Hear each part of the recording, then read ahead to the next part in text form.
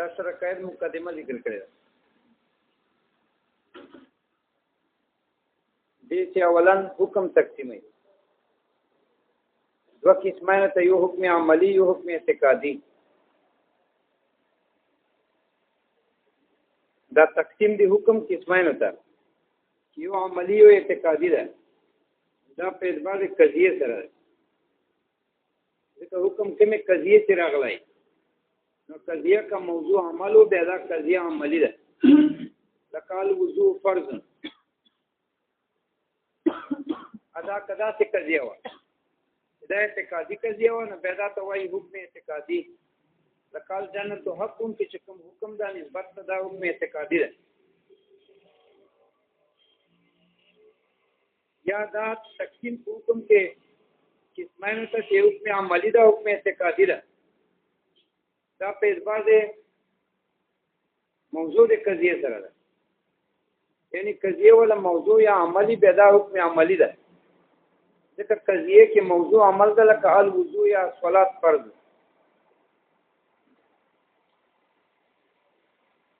اته موضوع د قضیه عمل نه بلکې معتقد و نو پیدا قضیه اعتقادي ده لکه جنت او حکم کې جنت چون کې عمل نه ده بلکې معتقد ده دی وجنه قضیه ته قضیه اعتقادي وای او حکم ته اعتقادي وای دا ولنه تمهید ده دوم تمهید په څه پیدا ده چې دو حکمونو سره دو قسم علم متعلق ته علم په معنا د تصدیقات سره دغه حکمونو سره دو قسم علم متعلق ده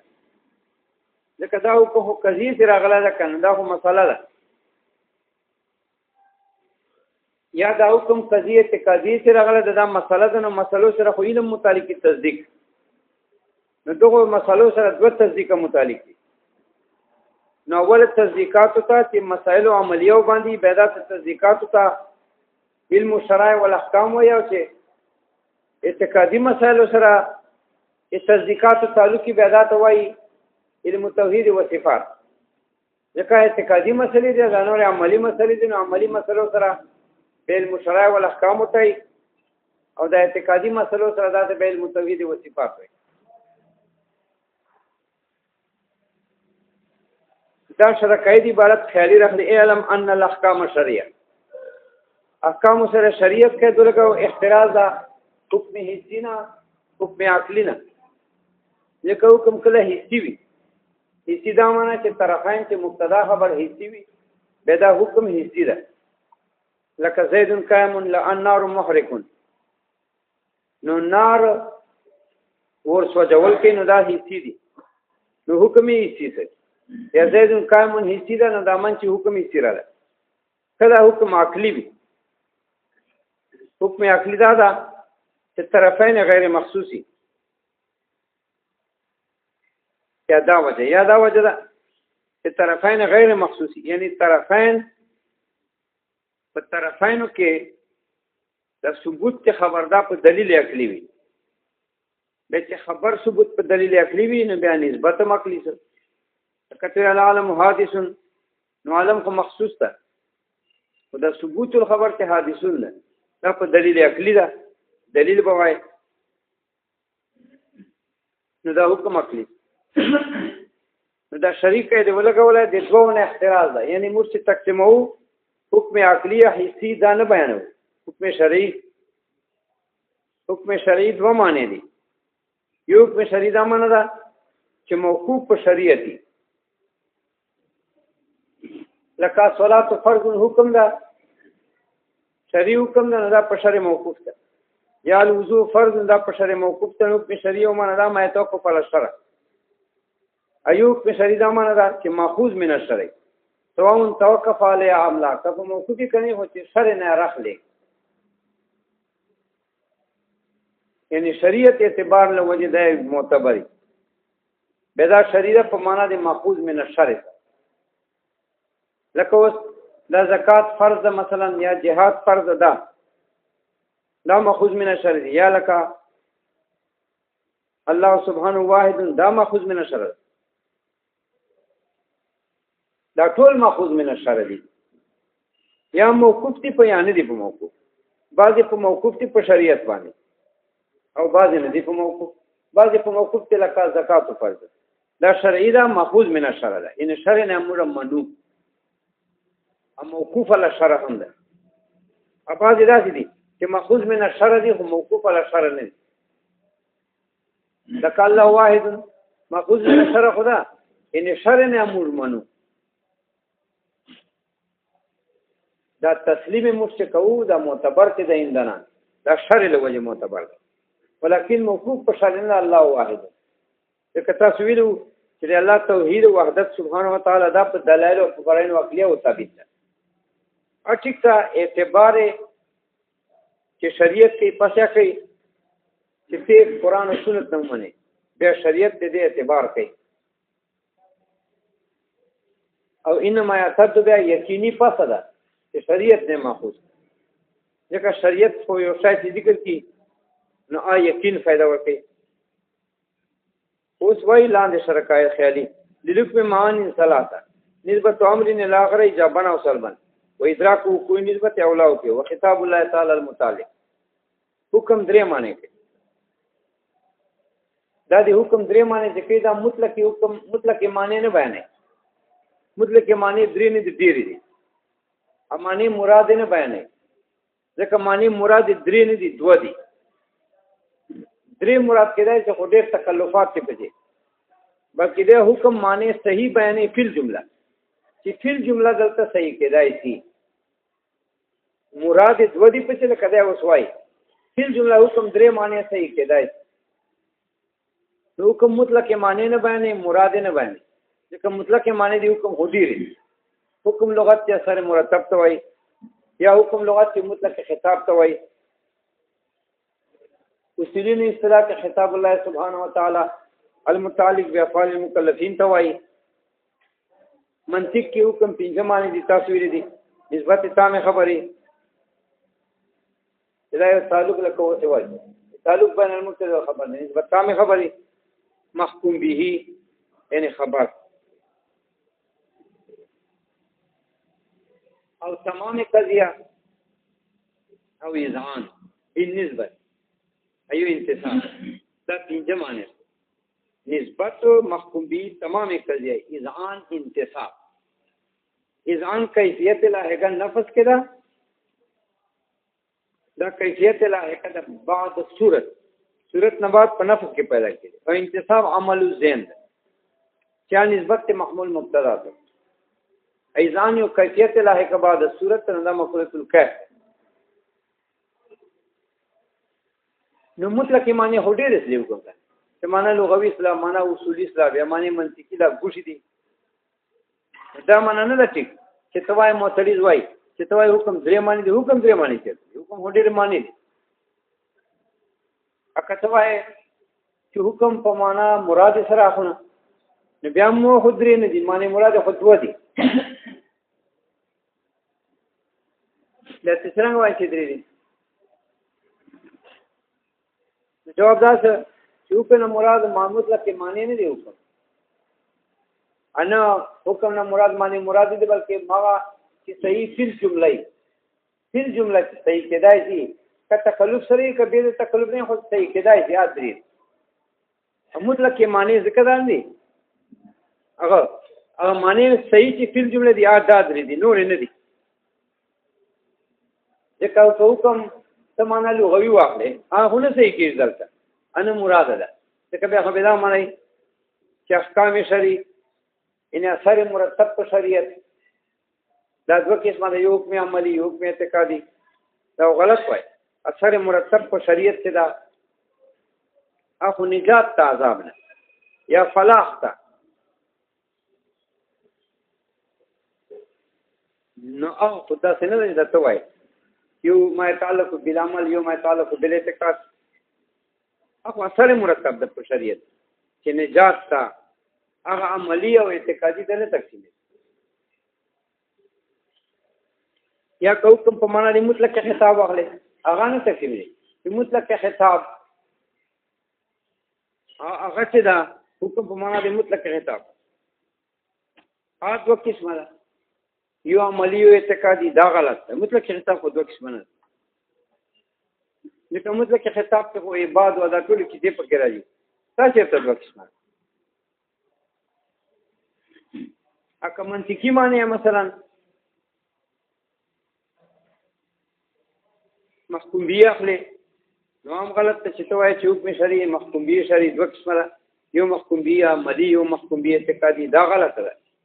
ځکه محکوم بی نه تقسیمېږي عملی اعتقادي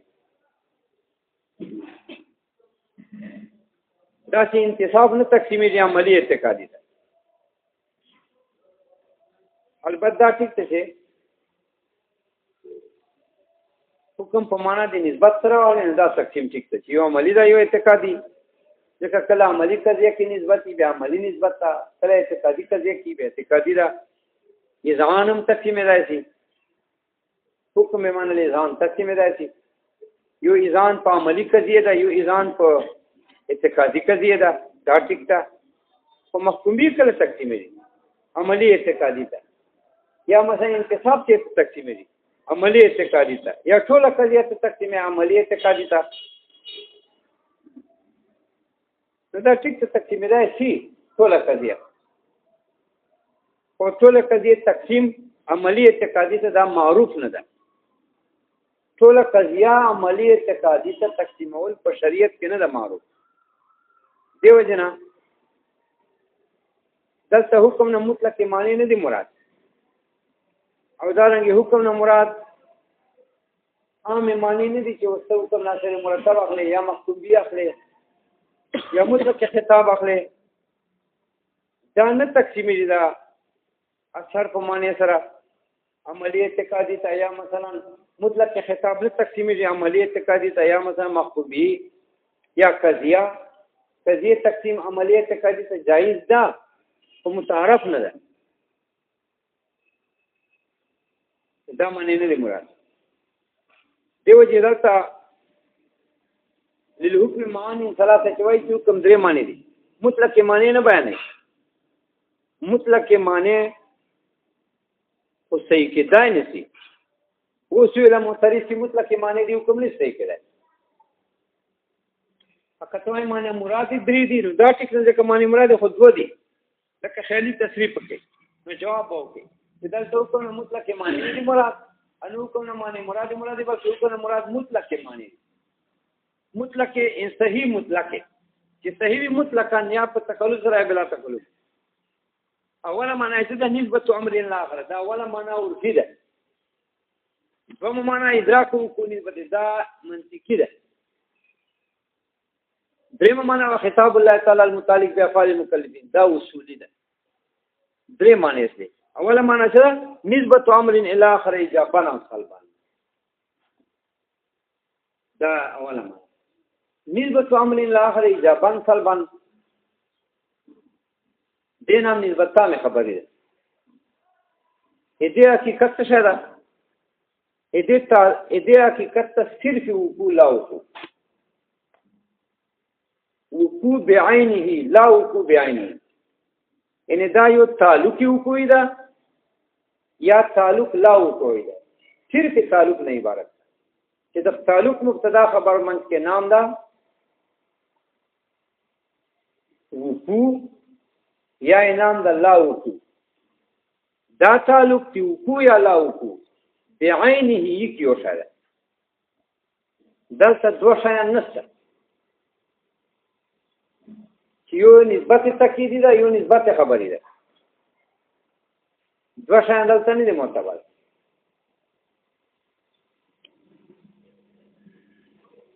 بلکې وقوع بعینه یا لا وقوع بعینه صرف دا معتبر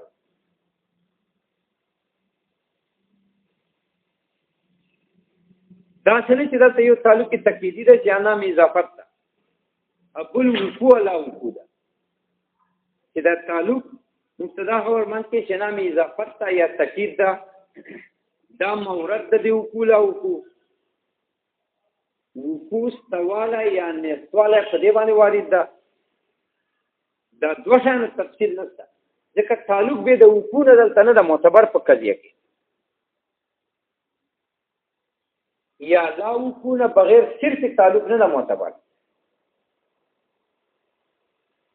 لہذا دو نسبت دلته نشته چې یو تعلق ته چې نامې تاکید ده ایو په دې تاکید باندې وقوع اړیدله بلکې دغه وقوع بیانې لا وقوع چې سوال یې سوال ده دا دلته په دې مبتدا خبر مانی دوه شان اعتبار نشته دلته لکه متأخرین چې وایي دغه وقوع لا وقوع چې سوال یې سوال ده دا یقینا په ظرف الذهن کې وي چې دا اصل حقیقت کې قضیه ده چې دا په ظرف الذهن کې پرته دی ځکه ظرف اللسان کې خو تلفظ القضیه ده قضیه نه ده دا وقوع لا وقوع چې په ظرف الذهن کې ده دا کله ذهن چې دا صرف تصوري په دې اعتبار سره چې دا په اعتبار د وجود یا الله وجود نفس الامر سره نه مراد بلکې فقط په ذهن کې دا تعلق دی وقوع سوال یا نصیب فقط په ظرف ذهن کې نفس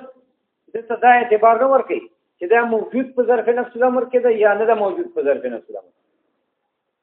په اعتبار طرفین سره په دغه وخت کې دا صرف تخیل چې په ظرف ذهن کې واغلې دا وقوع لا وقوع سوال نه نشته